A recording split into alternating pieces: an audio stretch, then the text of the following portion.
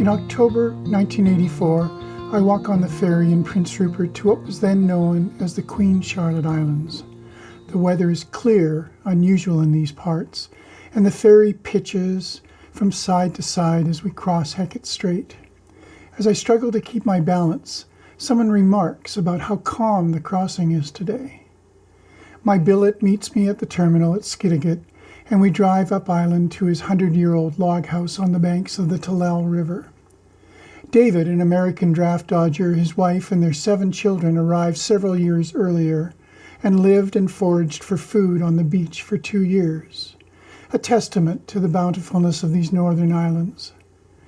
I know little about this place except that it rains a lot and is the traditional home of the Haida. Most of what I know is from a book I bought as a child called This is Haida. The fantastic carvings and art fascinated me. What really caught my attention was a striking photograph of a giant golden spruce tree, Kidkayas, that grew along the banks of the Yaquan River, close to where I was staying. Do you know how to get to that golden spruce, I ask? David nods and shrugs. Can you show me? I guess. We hike through the rainforest, trees so tall they block most of the sunlight. Huge ferns cover the ground, the trail well marked and easy to follow. At one point, David stops and heads off into the forest. He breaks a gigantic orange bracken from a trunk of a fallen tree. Chicken of the woods, he says, smiling as he stuffs the giant fungus into his backpack. Later, this will be our dinner's main course. A light rain begins as we reach a clearing at the edge of a river. I look across at a wall of giant trees. How much further? It's right there, says David, pointing. I see nothing but the green wall of trees. Where? Right there. I look where he points. No single tree rises above the others like in the picture in my book. Just a stand of identical trees. One perhaps is a shade lighter than the others, but nothing that stands out. Can't you see it? My color blindness prevents me from distinguishing the golden branches from those of the other trees. I stand in this spot for a moment, somewhat disappointed, and we head home. 14 years later, Grant Hadwin, an unemployed forest ranger, swims across that river with a chainsaw and makes a series of cuts at the base of the golden spruce. A powerful gust of wind fells the tree a few months later.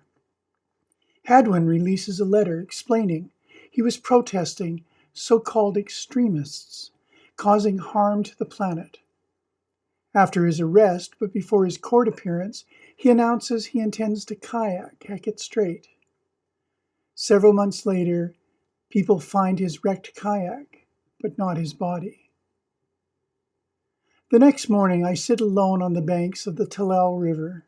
A canopy of trees forms a natural amphitheater that reflects and amplifies the sound of my guitar.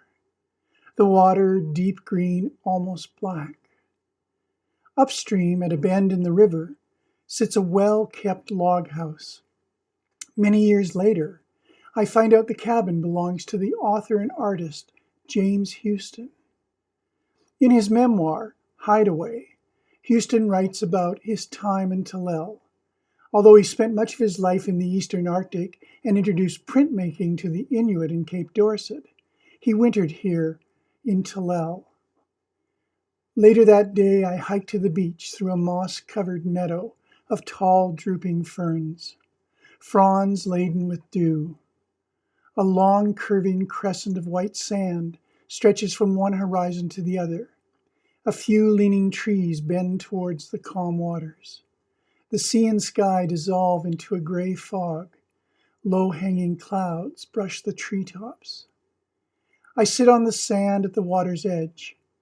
A slow swoosh of wings. A pair of ravens lumber by.